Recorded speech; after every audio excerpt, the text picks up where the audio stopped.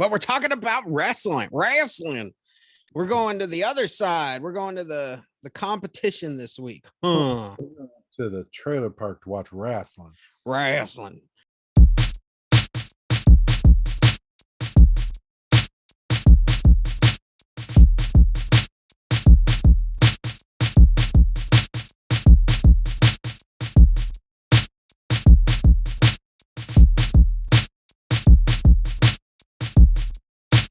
Yep, that is right, Jacob. It is December 27th, 1998. We are in Washington, D.C. at the MCI Center with 16,066 in attendance. That's it? Yeah. Wow. Yeah, last time we were at like 27,000. Yeah. So with the tagline, "Who's next? The challenge has been issued." Let's start it off with our first match, a triple threat match starring Billy Kidman, Rey Mysterio Jr., and Juventud Guerrera. Yes. So it's a three-way death match against a bunch of cruiserweights, and it was a fun match to watch. Yeah. Three-way matches are typically pretty hard to pull off because you got one. It's just like a threesome. One person's going to be out. Somebody's going to be jerking off in the corner. Yeah. While the other two are going until somebody switches. So that's kind of that's how it started, and then they all found a way to just keep on top of each other and like keep each other involved in it. Mm-hmm. And it was a fun match. It was fun to watch. I enjoyed it. Yeah, I hope that didn't fuck me up there. All right, I like the idea that they put in there of spot, and then the third person tries to break the pinfall. Mm-hmm. And then it goes spot, cover, try to the third person breaks the pinfall. Just kept going over and over. I do really enjoy that style of wrestling, that lucha, fast-paced, spot-based wrestling. Yeah. I think that's what Vince was really missing, is that he never got into this style of wrestling. Yeah, and by the time he really found himself like a good couple of guys to pull that kind of stuff off, it was too late. It was on to hardcore matches at that point. It was like ECW at that point. So he was just late to the game on that. And WCW's always had a really good cruiserweight performance. Yeah. They've always had guys that were, I mean, as far back as I can really remember as a kid, they've always had some sort of, at least a few guys doing it. Oh yeah, definitely. I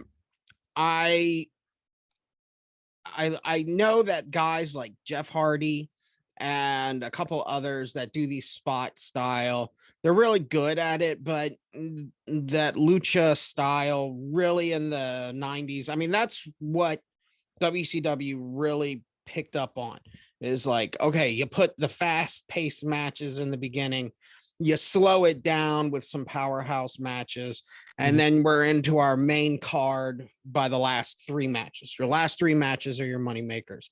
That's what people are paying the ticket to come see. But before that, you kind of give them the tightrope walkers. You give them the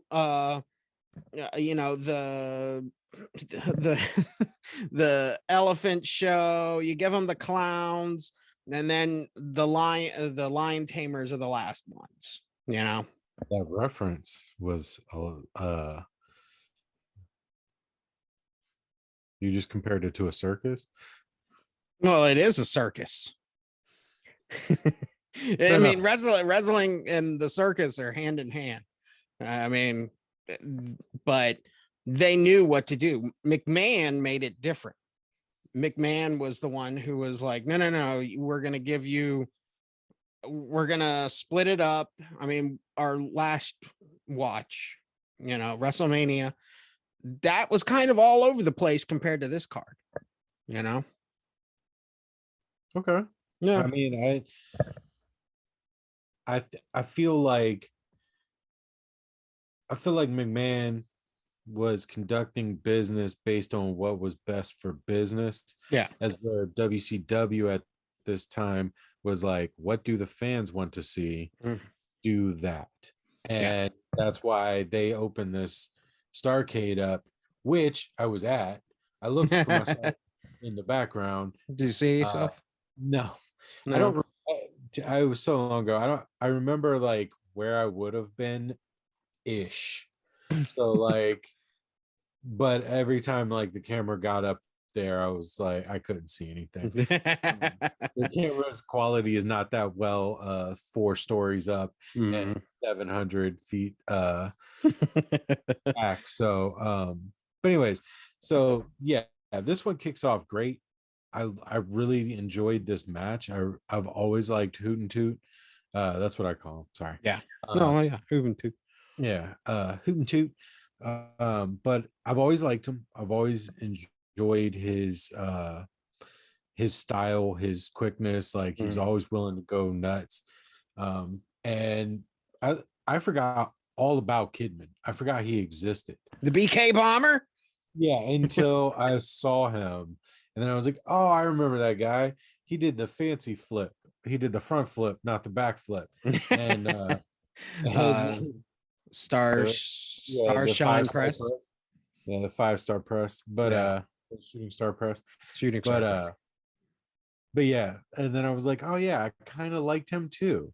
Like he kind of like he was random, but he was good too. So I guess, do you have anything else you want to talk about with that one? No. Well, let's let him know that Kidman does win this match at 14:56. And then we have interference by the man, Eddie Guerrero, coming in, and it causes an impromptu match of Billy Kidman versus Eddie Guerrero. Yeah. Awesome.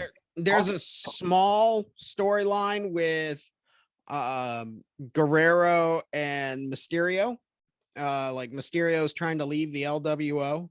Yeah. And like that, then Guerrero gets on the mic and basically calls out Kidman again, and Kidman goes another after 17 minutes, he goes for another 10 minutes 48 seconds, meaning that Kidman wrestled for a total of almost 25 minutes on this show.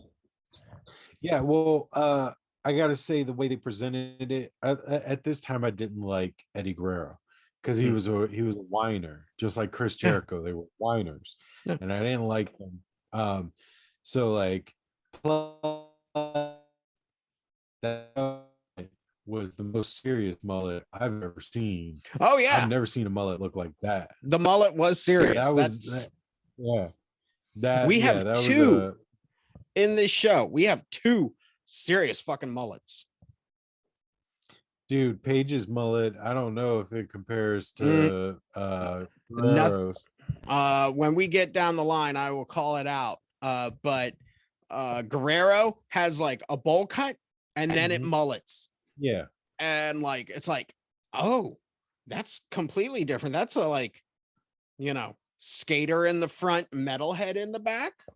You're not he's not business in the front, party in the back. He's it's just something completely different, and I've never seen it, and it was awesome. Yeah, I didn't like him at this time, but it turned into an that's the point, Jacob. He was a bad guy. You mark. You're not supposed to like him. Anyways, but it was a fun impromptu, like it was exciting because you didn't know it was coming, and everybody's there to see these matches. Oh look, here's an extra match. It was fun, it was entertaining.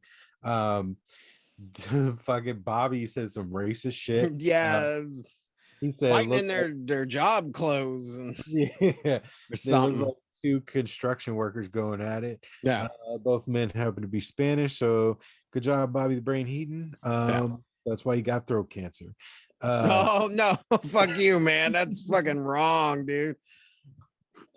Holy shit. Yeah, I apologize. I'm gonna cancel you for that. Bobby was awesome. Yeah.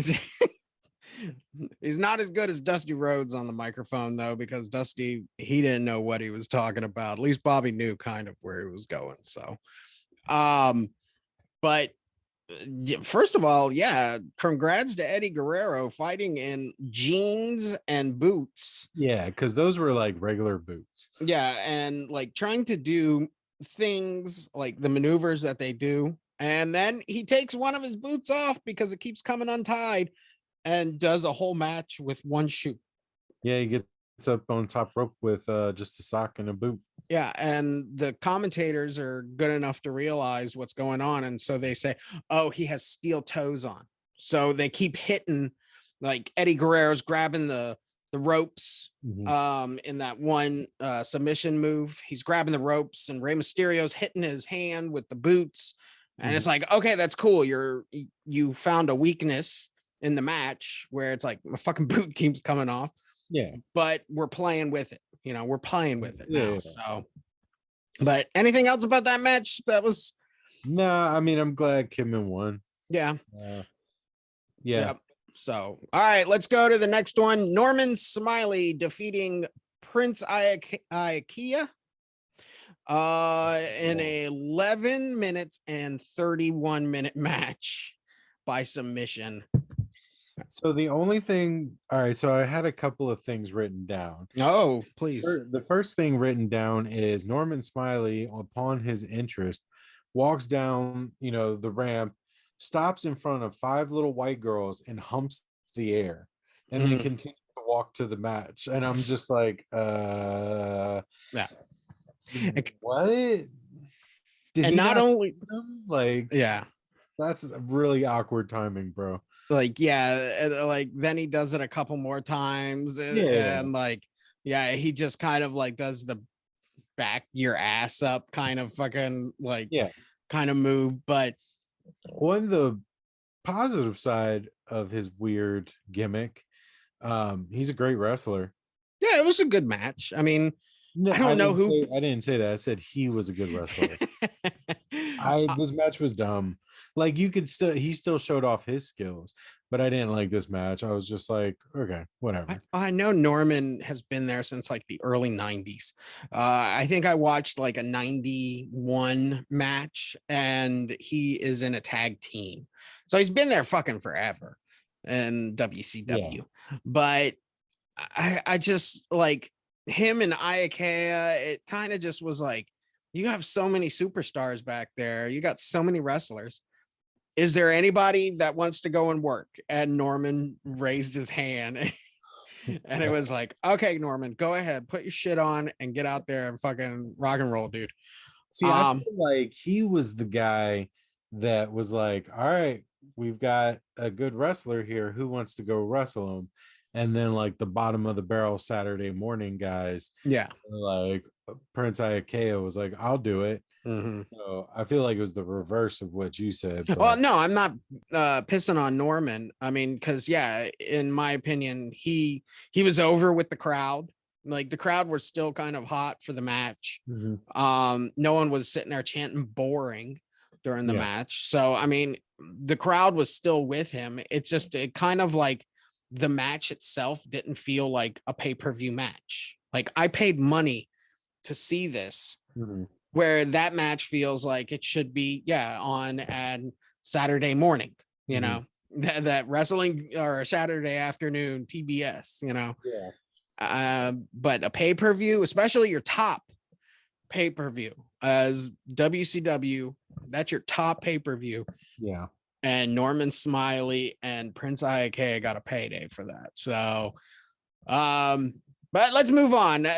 We're going next to Perry Saturn and Ernest the Cat Miller, with Sonny Ono. That's all I got to say about that one.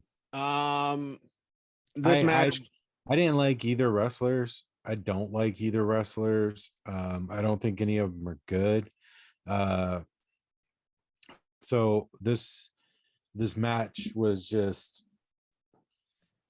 just showed, like, at this point in the pay-per-view, I was just realizing how many wrestlers had switched companies, and that was about it. Yeah. I didn't really take this match in. I saw that like one shitty fucking back slam that Cat does on Saturn and just like knocks him the fuck out. Yeah. He sees stars and like, Yeah, he's loopy. yeah, the match was sloppy. I don't like the wrestler. So Well, what you got to say about it? Ernest the Cat Miller was Eric Bischoff's kid's karate trainer. And Eric Bischoff came in, and the Ernest Miller was sitting there being like, "Hey, I would love to learn how to wrestle and be in a match." And Bischoff was like, "Shit, yeah, dude."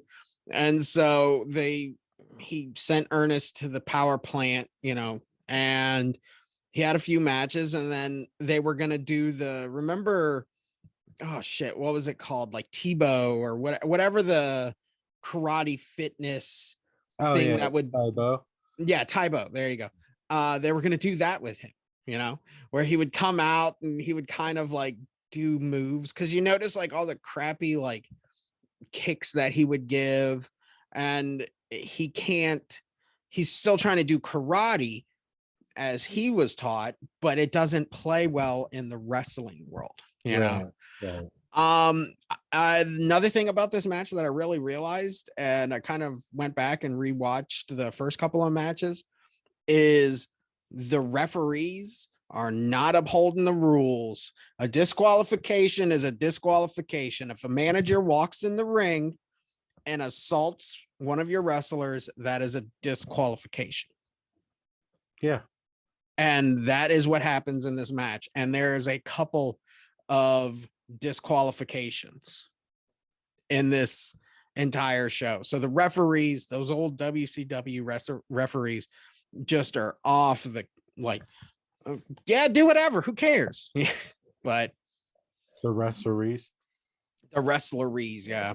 The refs.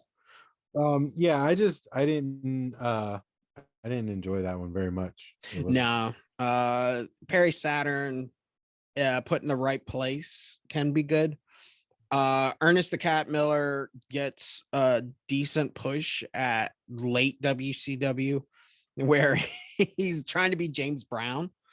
But it was just nothing. It was nothing. Perry Saturn wins this one. Going on. What is our next? Well, one thing I wanted to bring up, because I know we're not really discussing promos very much and all that. Oh yeah, we're missing promos. Yeah. Well, I mean, when we discussed it, you said like fuck it, just matches. So that's what we're going to stick to. And the show, yeah. But I do have to bring up every once in a while one thing out of a promo, and this one was Lex Luger was wearing a FUBU jersey. Yeah. So that's all I'm gonna say about that. Moving on to match number 5. Oh, well, if we're talking about promos, we missed the best one at the do you notice at the beginning of this? Like when you the 900 number? No, they plug a QVC cell. Bret Hart is like, this ain't jewelry we're selling. Do you remember that? Yeah. I was immediately taken back by the 900 number plug. Oh yeah, you can call in for $1.65 a minute and tell people what you think. Yeah. Yeah, Mean Gene is out there and he's plugging that 900. He's like, come on, people, I need to buy a plane ticket home. Call the fucking 900 number. So moving on to match number 5, I guess, yeah. Well, yeah, number 5 technically, because we're on number 5. The surprise match. This one is whatever versus whoever. I don't give a shit about this match. This was time filler match to me. You start out strong with your cruiserweights, you throw another match in there, and then you just bullshit until you get to Chris Jericho, Bischoff, and Nash. So yeah, well, this match, which is filler matches, Brian Adams and Scott Norton with Vincent defeating Fit Finlay and Jerry Flynn. So the fact that you go anywhere with those sideburns, Brian Adams, you can kiss my ass. Those fucking Elvis ass sideburns that you were trying to wear, the stop up here, but go all the way in. I might Mhm. rock those. I think I got enough beard for that. I might cut my Yeah, beard or just exactly. like cut like a line right there so that my beard is separate. So I can be like, this is my sideburn and this is my beard. Yeah, those are like the people who shave like that perfect circle Yeah. around their neck, Yeah. you know. Yeah.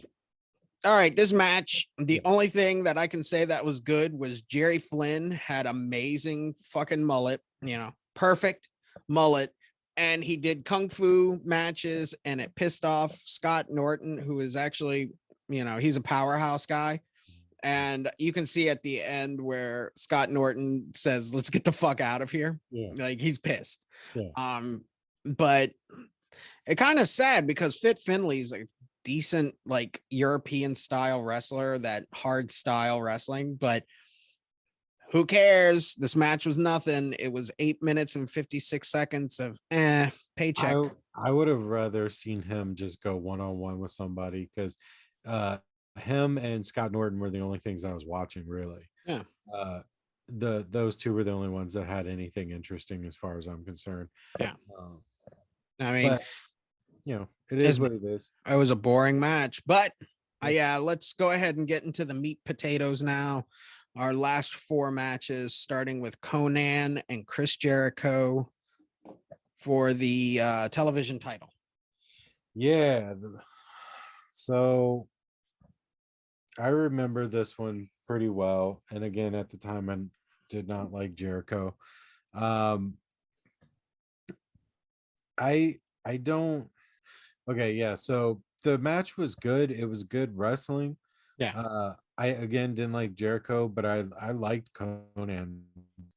I thought he was a good wrestler. He was pretty big and he was decent. Yeah. Um, And he was over. I mean, yeah, yeah. I just when I watch it, I'm just like, you fake ass Shawn Michaels. That's all I see when I watch Jericho. Yeah, that's Like what you he can't, wanted to be. bitch and whine like Michaels because you're not Michaels. Get the fuck out of here. Chris Jericho had like, he was awesome as a heel. Like I like Chris Jericho. I like Chris Jericho around at this time. He was like that shitty heel who like knew every move.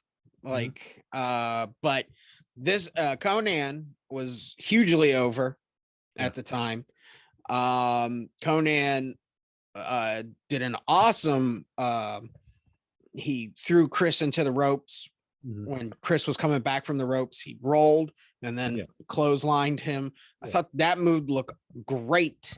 The crowd was hot for it, and Chris took the loss, and because he is shortly out of this company to becoming a huge star in WWE. Right. Or F at the time. It's F. It's still F. Yeah. But the match itself is kind of like I remember who won. I remember like all of those small like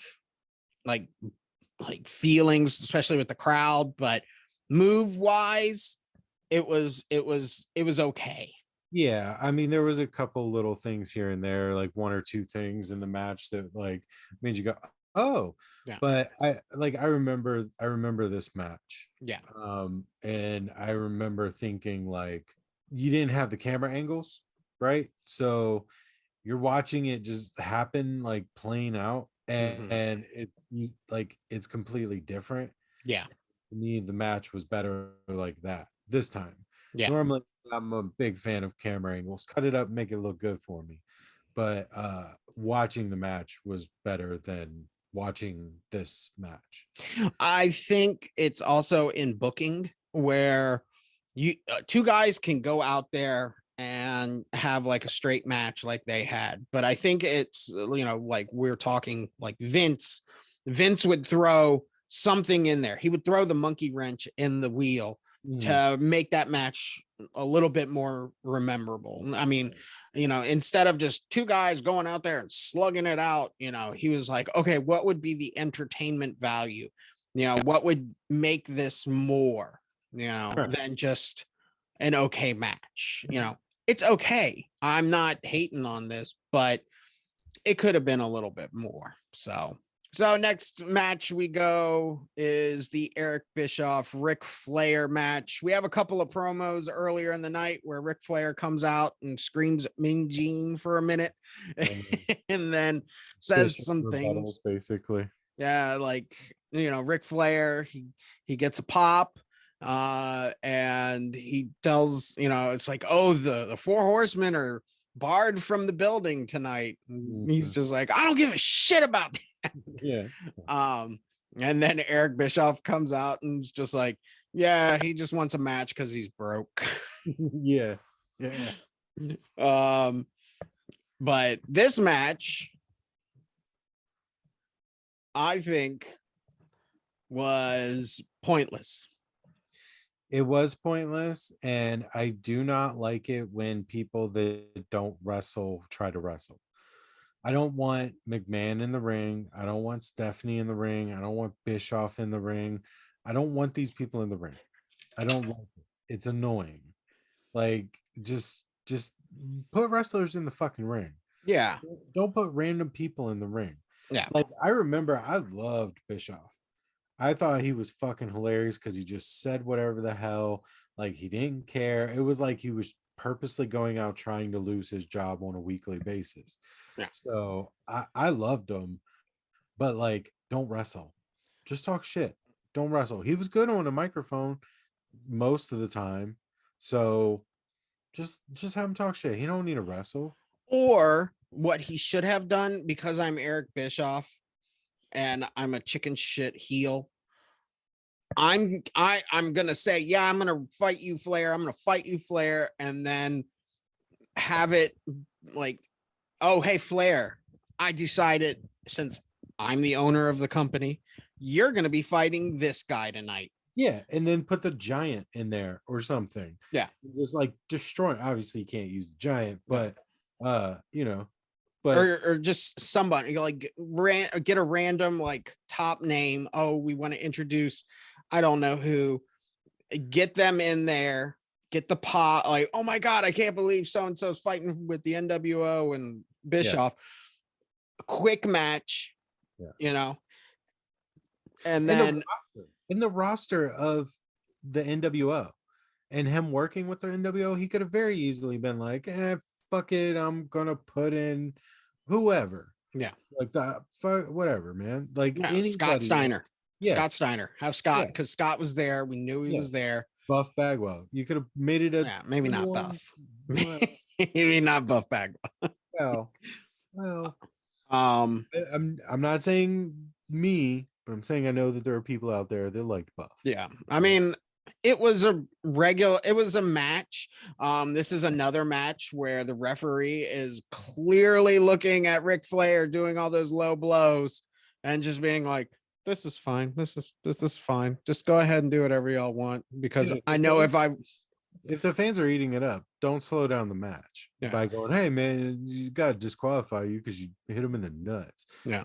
Nah, man, fuck it. Let it play. Let it fly. Yeah, but especially since Eric Bischoff wins this match, it would have been so much easier to have like a powerhouse guy come out, him and Flair have a decent match. At the end, there's some shenanigans, there's some fuckery going on, and then to piss off the whole audience, you have Eric Bischoff roll in the ring, put his foot over Eric Bischoff with the fake pose, and 1, 2, 3. And the whole crowd, the heat would have come down from the mountains. And that is how you do wrestling. Let's talk about Flair, like you said. Yeah, let's talk about Flair. Like you said, that I said. Well, we're not talking about him. Let's talk about him. Well, all right, let's talk about it. So Flair, let's talk about him. Okay. Oh, do you want Ric Flair is not his real name? Rick like he was a horrible dad. Just dive into his personal life and nothing about the wrestling. Yeah, no, he's entertaining for a dinosaur. Like he's still Mm. like he busts open super easy. Like you could blow a fucking spitball at that guy and he'd start pouring blood. I think Ric Flair has a blood fetish, like because in every match he's just like, I gotta get blood, and then he like you'll see him and he just like he gashes himself, and even this, it's only like a little bit here, you know, like Well, yeah, but if you look at him closely, like his forehead's cut up, mm, and once you've been cut up like that, you get hit, it's gonna bust right back open. oh yeah, yeah, Like it's scar tissue. It's gonna fall open again. yeah. That's Uh, why like some guys that blade are really good with it, and they'll do it like right above their eyebrow, you know. So mhm. all they got to do is a little nick and then one good one, and it'll look really good in the ring. But Yeah. Flair, I think he just likes it, you know. He's just like, time to come. Uh, um, but yeah, I think Ric Flair is entertaining. I mean, yeah, he's Ric Flair. I know a so lot of for a shit. dinosaur. For a dinosaur. Yeah, That's the important, that's the operative phrase in this statement yeah. is like he for a dinosaur he's entertaining because he falls around and he wiggles and he like oversells everything. Like that's why he's still entertaining. Yeah. If he went in there and didn't do that part and just wrestled like he wrestles, then no, absolutely not, get him out of there. Yeah. But because he's still such a character in the ring, I still had fun watching him wrestle. Oh yeah, definitely. And that's another thing about Ric Flair is in the ring, awesome. Out of the ring is a scumbag. I don't want to fucking touch him. No. All right. So yeah, we've talked about Bischoff Flair long enough. Let's move to DDP versus the Giant.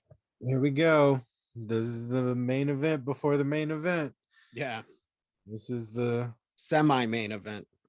this is the pre-main event match. Yeah. So we got this one's featuring Diamond Dallas Page versus the Giant.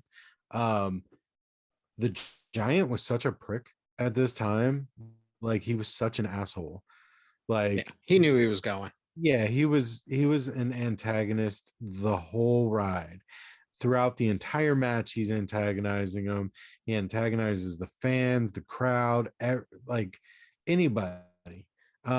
So he's fun to watch. Yeah. He's fun to watch. He's not the greatest wrestler, but he was willing to do things that a man that size should not do. Yeah. Even getting up on that bottom rope is more than enough for 500 and some pound or 300 some pounds. Nah. No, 500 and some, 500 and some pounds. Yeah. What? Fucking 732 pounds. Okay, that's a Giant. 2,000 pounds. Yeah, 2,000 pounds. Man, he's fucking 9'10. So yeah, that's how wrestling works. So I was watching the match and that backbreaker that he Oh hit, yeah. that was either the best acting I've ever seen, or Paige needed a chiropractor directly after that show. Motherfucker needed DDP yoga. Yeah. Like that's the reason he created it right there. You just witnessed the inception of DDP yoga because that thing fucking hurt.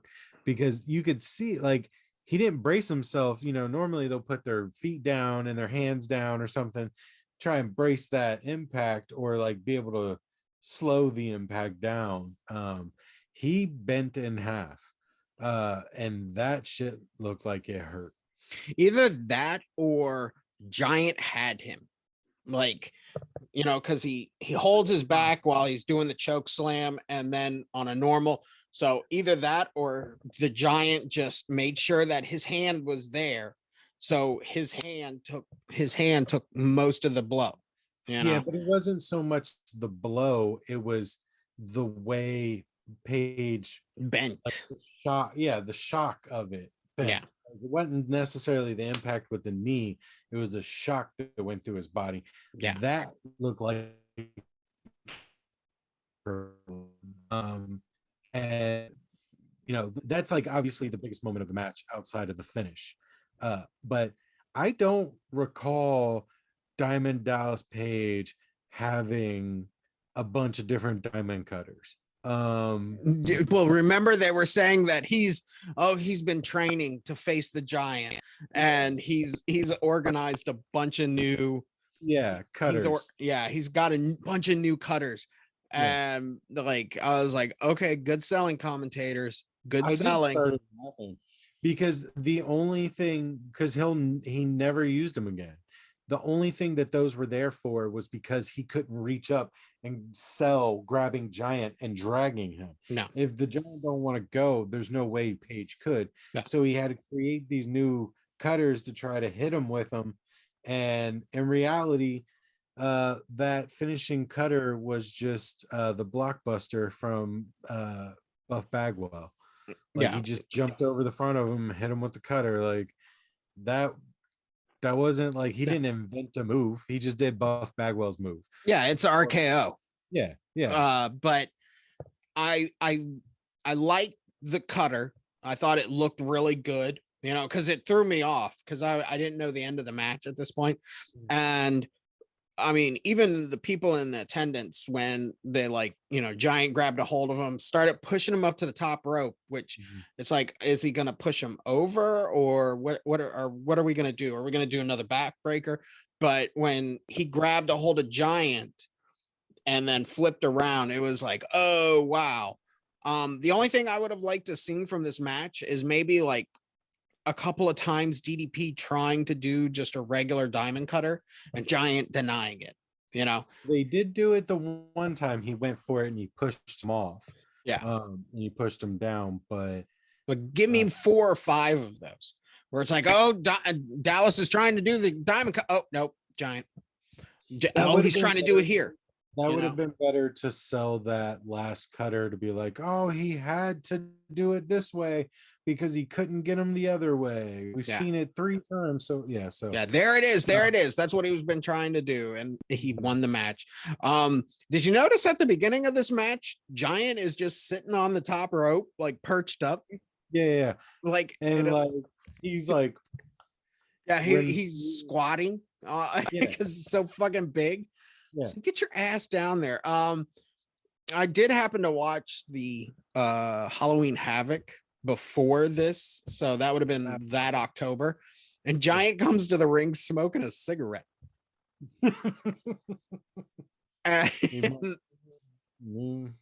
Hey, but he knew he was gone. He knew that this company sucks, and by February he is in the WWF to make a more, I think, probably a bigger career.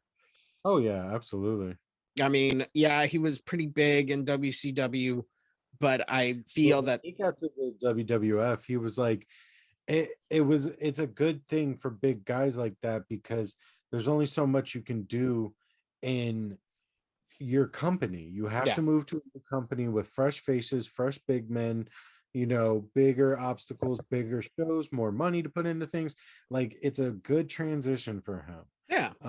And when he came in to be the Big Show, he like tried to run as the Giant very quickly and then started being the Big Show, and that worked for him. Definitely a little bit nicer of a person. He wasn't such a big prick, you know, whatever. And they gave him a gimmick. In WCW, he was just like in kayfabe, he was the Giant, the son of Andre the Giant. Right. Yeah. And that just is kind of like, well, what can we do with this huge motherfucker? And it's just like Andre's son. Okay, yeah, sure. But over there, they just the Big Show and that music. I mean, they made more of him, you know, like they made more. And if I had to pick, it would be, you know, Big Show over Giant. Yeah. I mean, I did like the Big Show I did like the Giant because he was still very young and he was still hungry at that point. So he was willing to do some crazier shit. And it is crazy as hell to see a big dude do those things. But career as the Big Show was better by a lot. Yeah, it was definitely better. But anything else about this match? It's the last we see of. It's the last we see of the match. So I was a huge DDP fan, so yeah, so was I. I really enjoyed this, and I'm glad he won. So yeah, Yeah. those are my closing arguments. Yeah, definitely.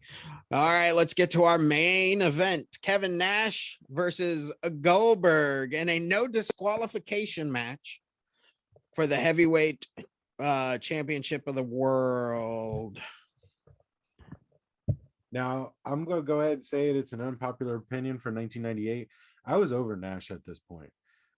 Even in WWF, I was over Nash pretty quickly because he was so arrogant. And that's not a knock on the characters. He is an arrogant person in general. He might be friendly, he might be nice, but he holds himself in high regard. And you can see it in everything he does.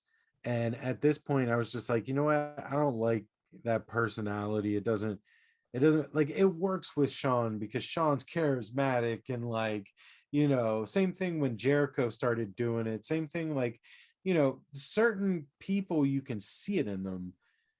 He was like he faked it until it was a part of his personality. He couldn't get rid of it.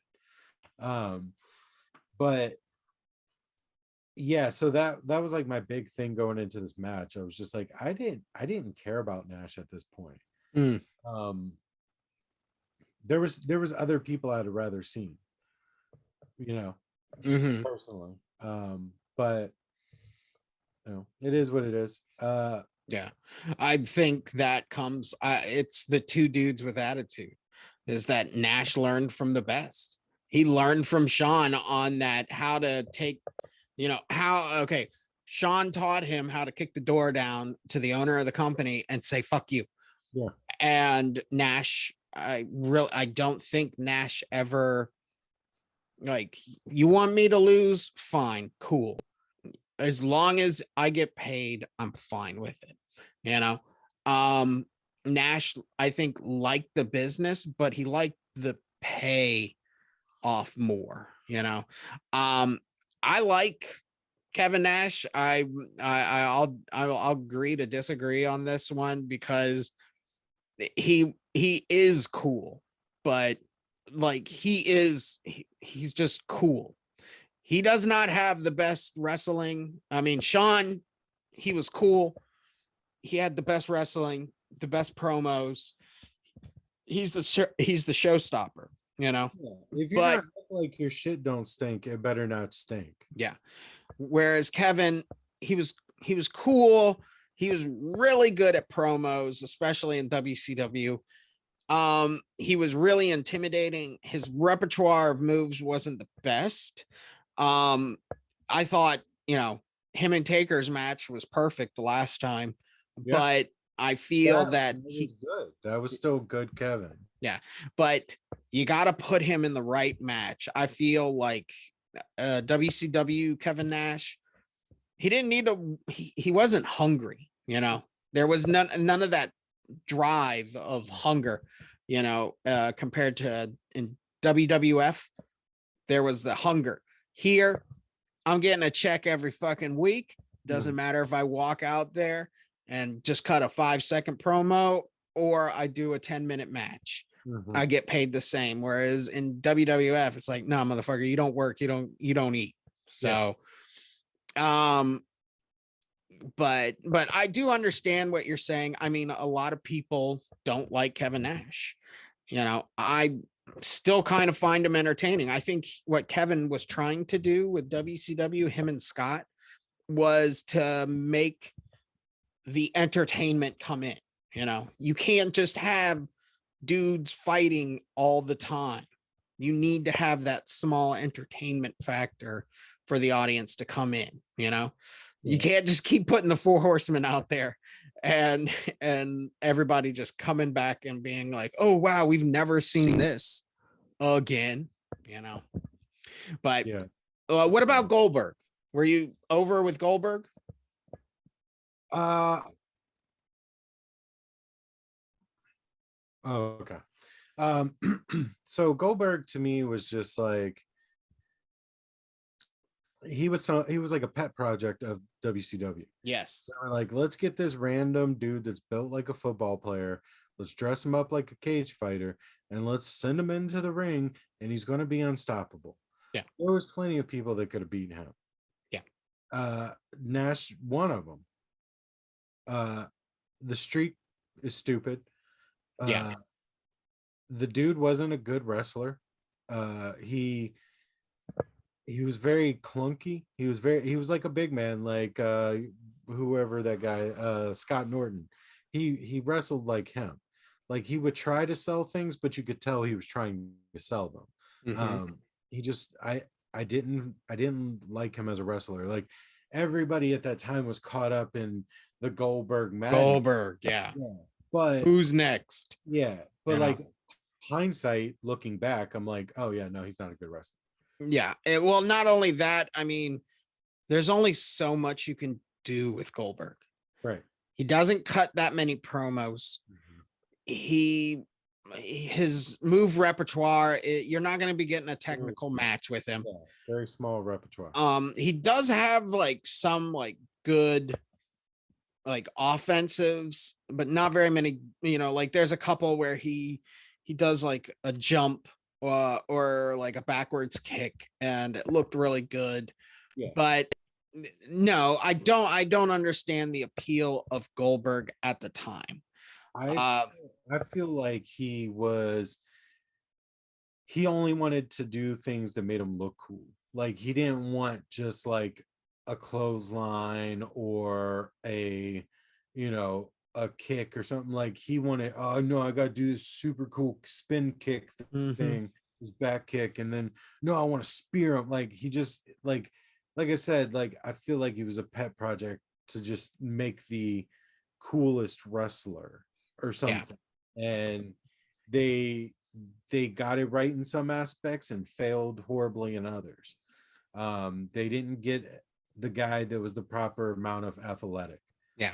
They got a big stoic kind of guy. And he could only do so much. I think they needed more time. They put that title on him way too quick. If they would have let that Goldberg stew for a little bit and just, okay, the fire's getting hot. You got to wait till it reaches its maximum temperature to strike now.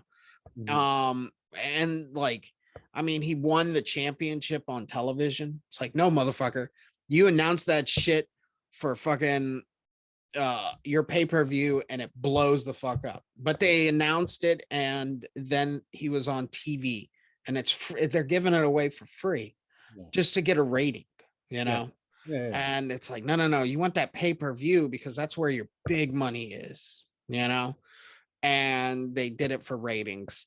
And yeah, I never got the Goldberg phenomenon or the tribal tattoo stuff. I mean, like I thought that was the stupidest 90s trend in the world. Yeah.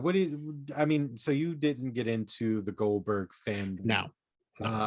Were you more WCW or WWF at this time? WCW lasted from 96 up until I want to say that 98 WrestleMania, where Austin won that Austin Shawn match.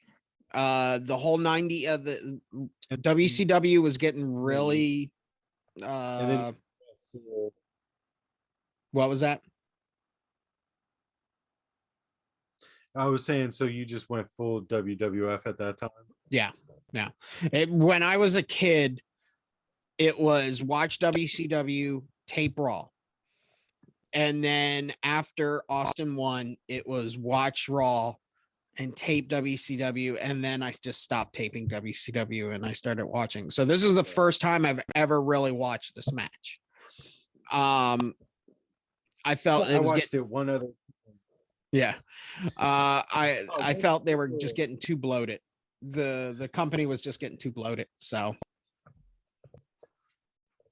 yeah, it was really like the company was just trying to throw money at stars to get names, to get them in the door, and then it was like, all right, well, everybody's here now, so what do? Well, send them out to the ring for a chair shot. Yeah. You know what I mean? Like that's basically all it was. That's Yeah. what the whole It was first it was trying to get ratings for the show.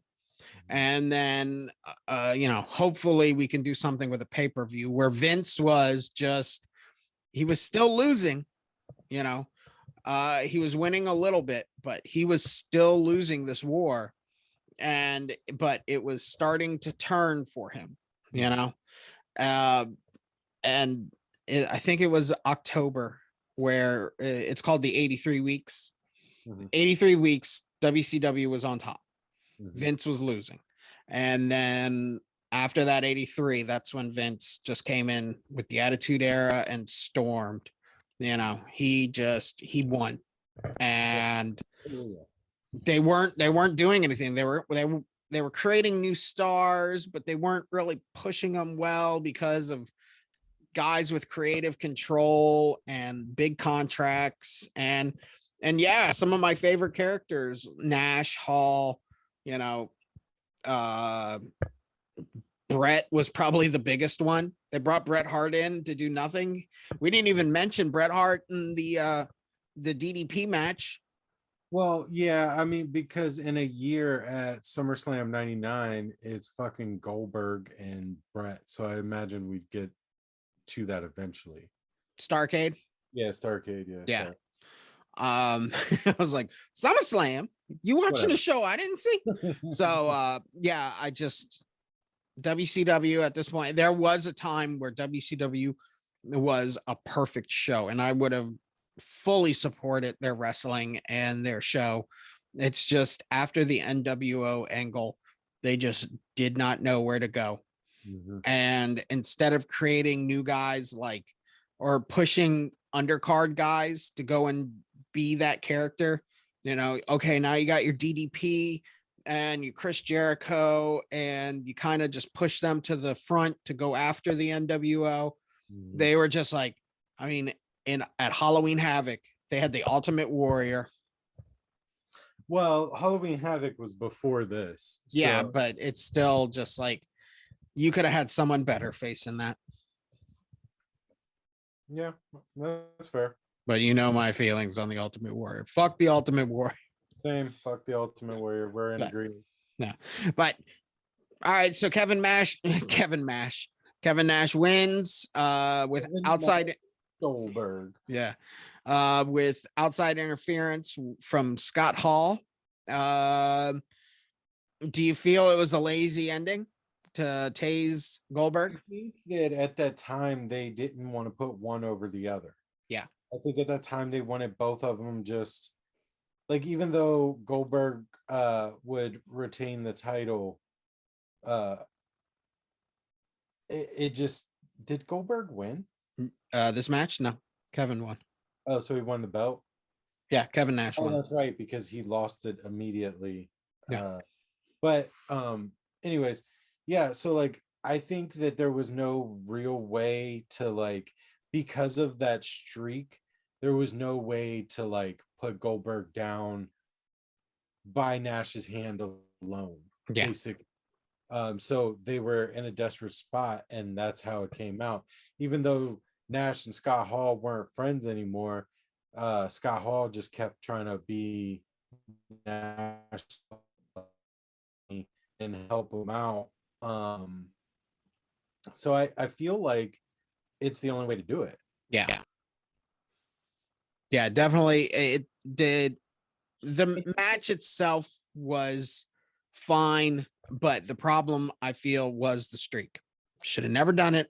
Should have seen him lose to get more hungry, and it should have started with the low title cards, which it did, but he was still winning every match, and that's not how you create a superstar or a wrestler.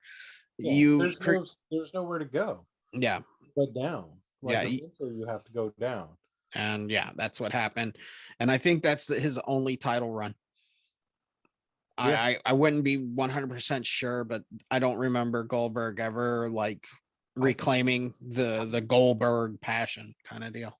No, he definitely never got as big, but I do think he won the title again. Huh? Um, I'm surprised those dudes didn't just come all over the ring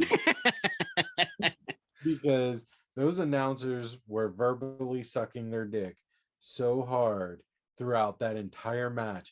And not just like one of them, not hating one and loving the other.